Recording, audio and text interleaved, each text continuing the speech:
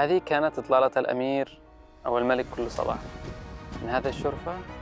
كان يصحى ويشوف هذا المنظر أمامه، شوارع المدينة كلها تطلع من القصر كأنها شعاع، كأن كل شيء يدور حوله.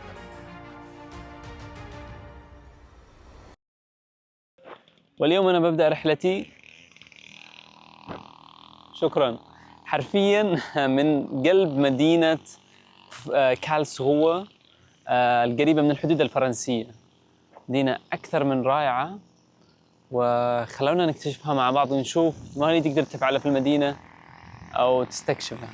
لكن قبل ما نبدأ رحلتنا خلونا نروح نشوف حديقة القصر. هي قريبة من هنا، يعني حوالي 4 دقائق خلف القصر، لكنها فعلا تستاهل انك تروحها وتشوفها. خلوكم معايا. الشيء الجميل اللي في الحديقة هو الهدوء، هدوء وسماع بعض الطيور العصافير. السلام، هذا أحلى شيء في الحديقة. ما بيش داعي أقول لكم بس حرفيا أنا كنت في الاتجاه الغلط طول الوقت، والآن رجعت مرة ثانية من جنب القصر. شوف الصراحة أنا القصر هذا تحفة فنية رهيبة. طبعاً كبر القصر أنا رحت لداخل الحديقة العامة الكبيرة، لكن المكان اللي كنت تسيره هي الحديقة الخاصة بالملك. والحديقة الخاصة بالملك هي كانت عبارة أو هي الذي تواجد فيها النباتات والزهور وهذا الأشياء. لذلك خلونا نمشي شوف يلا أشوفهم بعد دقيقة. بس صراحة قولوا لي إيش رأيكم بالقصر؟ رهيب ولا مش رهيب؟ وأخيراً لقيت المكان السري، يعني جالس أدور من أول. هذه هي الحديقة الذي بيتكلموا عليها. Du filmst hier? Du filmst hier? Ja, ja, ich finde es wirklich echt toll. Also das Garten hier. Es ist so viele Arten. Ja, ja. طبعاً كنت في حديث رهيب مع أحد الرجال هنا كبير في السن. صراحة أعطاني معلومات ضخمة، بس الألمان بطبيعتهم ما يحبوش يطلعوا أمام الكاميرا. تكلمنا على الحديقة وعلى مدينة كارلسروه وأعطاني بعض النصائح إيش أعمل فيها. لكن قبل ما نمشي للنقطة الثانية خلوني أوريكم جمال الحديقة وبعض أشكال النباتات أو الزهور الرائعة. بعد ذلك ننطلق إلى مكان خليه طبعا من الهدوء من بين النباتات والزهور والأشجار لها مكان مختلف جدا. خلوكم معايا.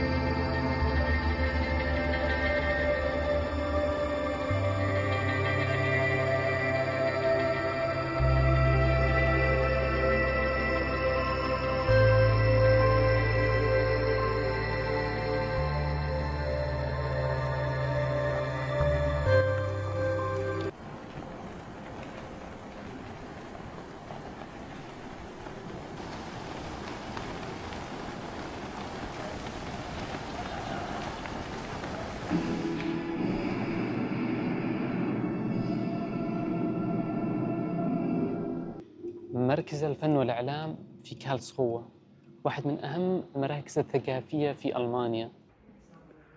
في المكان فيه فعلا أكثر من لوحات مثل ما أنت شايف. فعلا تستحق إنه واحد يدخل هذا المكان يستمتع فيها. شوفوا مثلا هذا اللوحة، هذا يشتي يعلقها في بيته، يشتي واحدة مثلها يتصل لي. شوفوا أيضا هذا اللوحة، شوفوا دقة التفاصيل.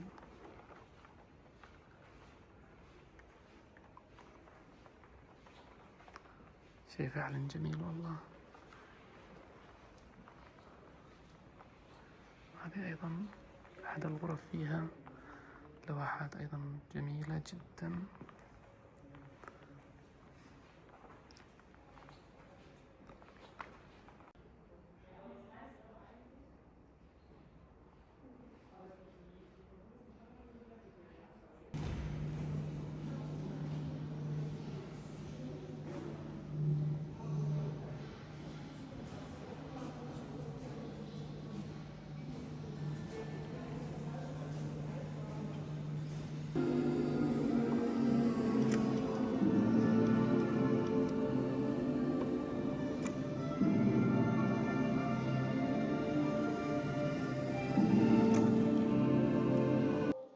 الصراحة المكان رهيب وفيه أشياء ضخمة جدا تتحدث عن التكنولوجيا والتطور.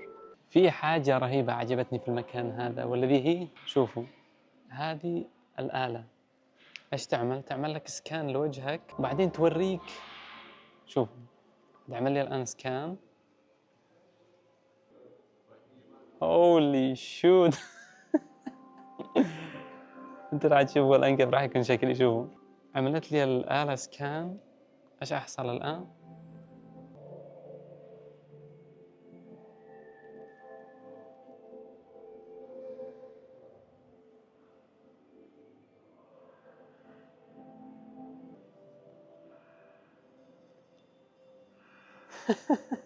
يا عيال الذين أنا شكلي أوسم منها هكذا.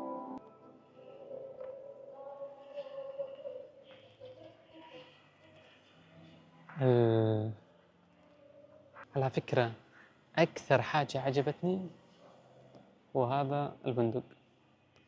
يقول لك عندما تشوف من الناظور حقه تشاهد أضرار أو مثلا الأشياء السلبية اللي بيتم استخدامها عن طريق الأسلحة.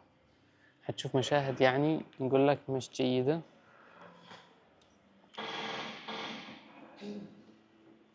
صعب واحد يشوفها بالكاميرا على فكرة، بس الآن بيوريني مشاهد فعلا لقيت بس بطريقة ألعاب، مش إنها بصور حقيقية.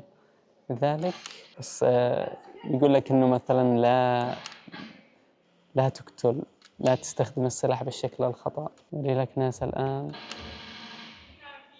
يعني وهم مرميين في الأرض كالأموات، جنود في حرب أيضا. صراحة شيء رهيب إنه تقول إن الأسلحة تستخدم في الشيء الغلط، بس إذا جينا للحقيقة كنتوا عارفين. وآخر مكان توصل فيه وهو إنك تلعب ألعاب إلكترونية، بس صراحة إنها متعة وصعبة. إنك تمسك هذا الهند القديم هذا اللي ساعات تعشيق حق السيارات، والله مش سهلة. وأيضا هذا اللعبة ما أنا عاد أتذكر جيم أوفر. هذا الألعاب الذي فعلا كانت تجربة السعادة. الآن الناس فوق الريلز وفوق الانستغرام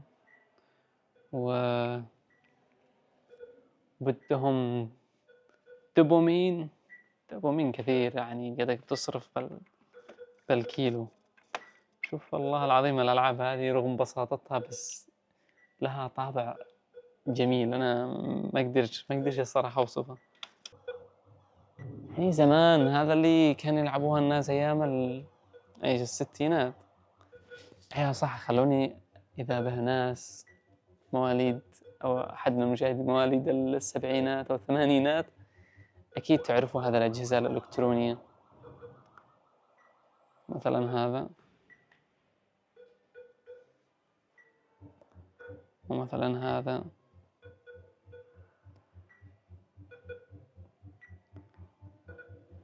يعني يبدأ لك حتى من عند السيجا. ذكريات والله ذكريات. تدخل في عالم قديم. نيو جو.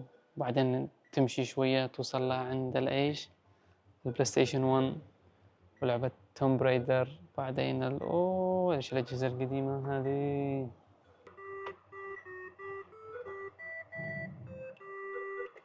الصوت هذا لحاله، الصوت هذا طرب.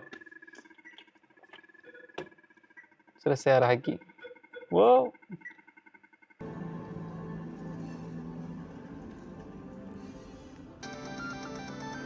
وهذا أكبر شاشة قد لعبت فيها في حياتي.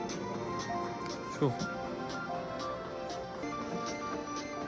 بس ما قدرش ألعب بيد واحدة.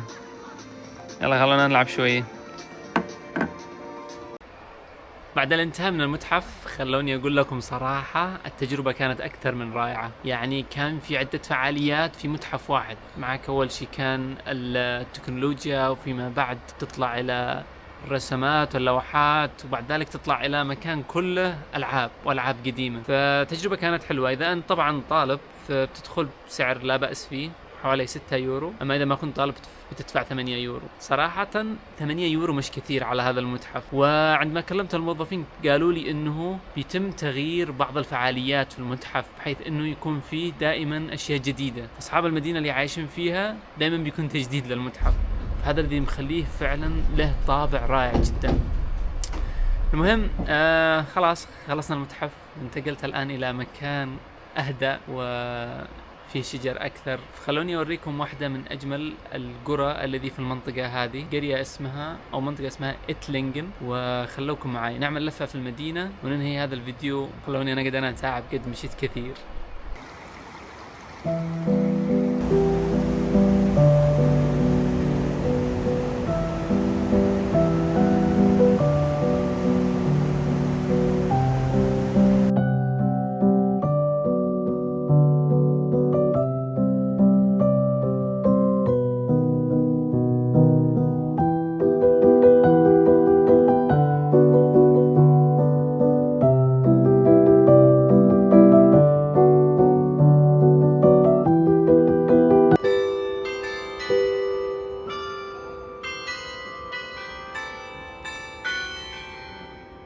والآن وصلت إلى نهاية الفيديو. أتمنى أن مدينة كارلسروه عجبتكم. فيها صراحة أشياء كثيرة تعملها بس ما كان عندي وقت، فقضيت فيها حوالي 6 ساعات. يعني يستكشف المدينة صراحة أنها تستحق الزيارة. خلوني أشوفكم في فيديو ثاني.